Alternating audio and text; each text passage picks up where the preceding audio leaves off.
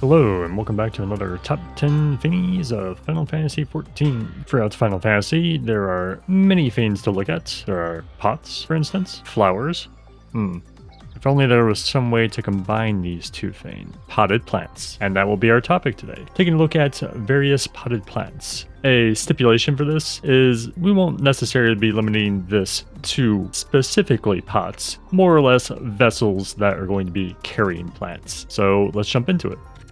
Under the night sky, we find many devious scoundrels lurking about. And within this cave, over at an undisclosed location within Central Fanland, we find various people with some sort of potted plant. Very odd. If you are familiar with some of the quests that take place here, you will know that these plants are referred to as Somnus, a dream-like flower that has been outlawed because of the people who would milk it for its highly addictive sulfuric properties, more or less being an illicit substance. It's funny to see some sort of trade going on, showing that not everything is sunshine and rainbows within Eorzea. The plants here kind of remind me of some sort of fern or succulent, likely the latter, since it is implied that they use the liquids from these plants. It could have some similar structure to how an aloe plant is. Overall, just a very pretty color to this potted plant, and the lore around it really makes it established as a thing you want to be more curious about. Over here in Radz-at-Han, we have these strange sort of palm trees stuffed into a pot that it seems to even barely fit in. The amount of effort that must have took to put it in here, let alone maintain its health, must be quite difficult, but it seems to be living really well regardless of this. A funny little detail about these two is if you peer inside the pots, it seems like they're treating these as a tree because you can see a ground texture on the inside. Much like you would see on the various palm trees within the buildings in Costa del Sol, which also have this ground texture to them.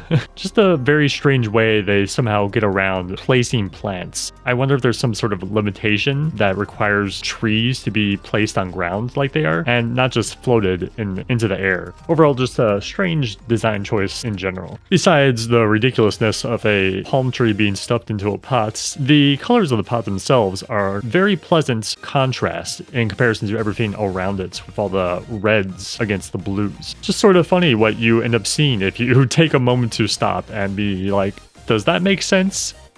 Over in Limsa, within Aleport's walls, we find these various potted plants that have been suspended up with legs. You can likely find these in quite a few locations within Limsa, as they tend to reuse assets a lot within A Realm Reborn areas, but still keep the thematics about. These ones are particularly interesting in how much craftsmanship went into how they look. It really must have been an artisan who was making all these potted plants, with how the structure of the metals and bars against the rustic barrel style these potted plants look. On top of that, the flowers are also pretty to look at. A nice selection of colors for flowers that you wouldn't really expect. This look of using the barreled parts really makes it feel like it was made on the spot with whatever they could rubbish off the shipyards or any scraps they might have had left over. It gives that better sense of immersion that they're using things around them and not necessarily going out of their way to find additional things that might not fit the environment.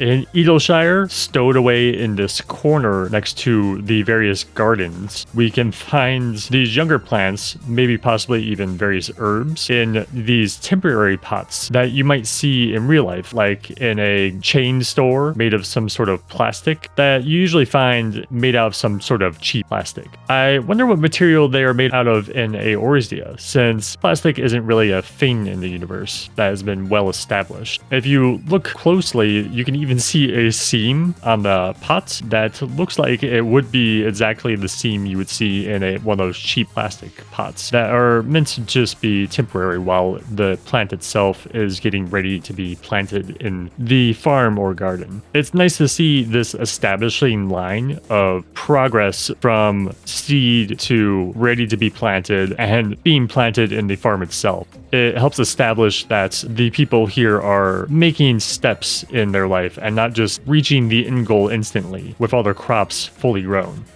A place of woeful memories and a location that many are familiar with. House Fortemps Manor. With inside here, we get this bench surrounding this giant potted plant and serves almost more as a vase. But given the size of these flowers, I have to assume there's some sort of earthen material within inside this one. It is an amazing sight, but I want to bring attention to the flowers within the smaller vases that we see established around the eye. The flowers in these vases have this soft color palette to them and almost have this pastel profile, something I can appreciate a lot more than the typically oversaturated flowers that we often see put into vases. Besides these lovely flowers that we see, the vases themselves are quite intricate as well, having this wholly webby weaved pattern to them, and even if you zoom in a little closer, you can see the basin for where the water is being fed for the flowers. It's a nice little attention to detail that they didn't need to include in this. With this, and really a lot of the things we'll be seeing, it definitely makes me wish this was a housing item for how pleasant it looks. Maybe when they decide to revamp housing, we might see a surge of housing items included from assets in the game, but maybe that's wishful thinking. This saucer is just jam-packed. Every time I come back here, I'm always finding something particularly interesting to look at. And these potted plants here are no exception. Here we get to see a triple-decker potted plant, of all things, with the ferns and some sort of shrub in the top two ones. I love these just because the idea that somebody has to take care of these, and I can't imagine how much of a headache that is to not only water these, but maintain their plant health, especially when it comes to changing out the soil in these.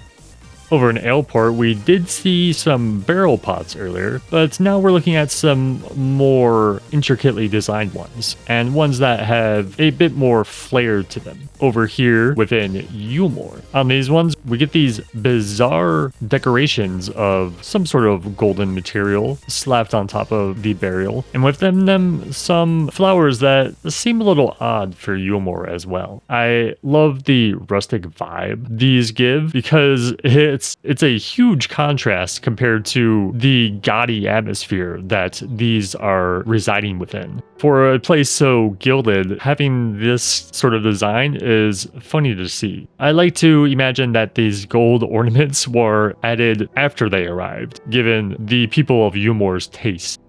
Up next, wait, we're still in Eulmore? Well, for good reason, because these vases are quite something to look at. Not only is their shape just amazing looking in itself, we also have these charming flowers and other flora stuffed into them, particularly the vine ones, which, as I established in the previous potted plants in Eulmore, they seem oddly foreign to this location. And that is no exception, as if you look off to various other areas within Eulmore, you'll find that there is a lot of tropical foliage within Eulmore. I like to imagine in my head that a lot of these foreign plants were imported exotic goods, given the high-class society, and I feel that fits the vibes of a higher-class location. The pattern on the vase itself is also kind of low-res, and I just found that funny.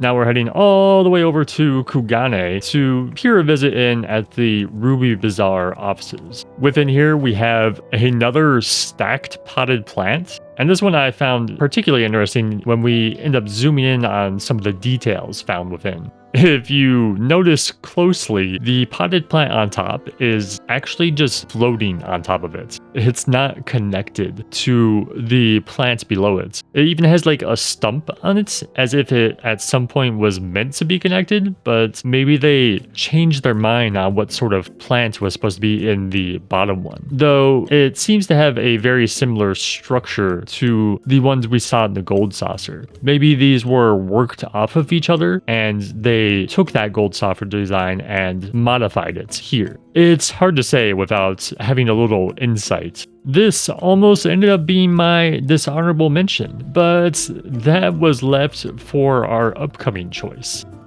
Within Aglaia, we have our dishonorable mention, and the plant itself is not the dishonor. No, it is Rhalgar himself, for he has sinned. These plants that were most likely gifted to him have run into a fair bit of poor care and treatment taken upon them. As you partake a look on these, you can see the health of them is not doing that well. Did Noscea gift these to Rhalgar? If so, maybe she should come take them back. And I wouldn't recommend letting Rhalgar take care of your pets either. They might not be the most happy when you come back to visit them. It is a shame though, these would have been a very nice pick for the top 10s, but we only have Rhalgar to blame for that. Now for my most favorite potted plant, and one you likely missed. Within the first location of Matoya's Relict, hidden within the shadows of the side areas, we find these Mog planters that have some sort of carnivorous flora within them. Very much reminiscent of a Piranha plant from the various Super Mario games. They even have this little wiggle dance they do, which makes it even funnier that these are cast hidden within the shadows, and you have to light them up to even really get a good view at them. As to why they're planted in Mog planters, I'm not entirely sure why that's a thing either, but they are just so cute. If I had to negotiate for any of these potted plants to be a housing item, this would definitely be one of them. The roots of these are also established in a very strange way. I assume the reason they are like this is so they can experiment on them in an easier degree. But I don't recommend getting too close to these. They look like they might bite a little. Well, that will do it for another top 10 thingies of Final Fantasy XIV. I'm sure I've missed some potted plants that you find particularly attractive. Over here, you can find another video. Over here, another video. Down here, subscribe. Thank you for watching, and thank you to my members. Bye bye!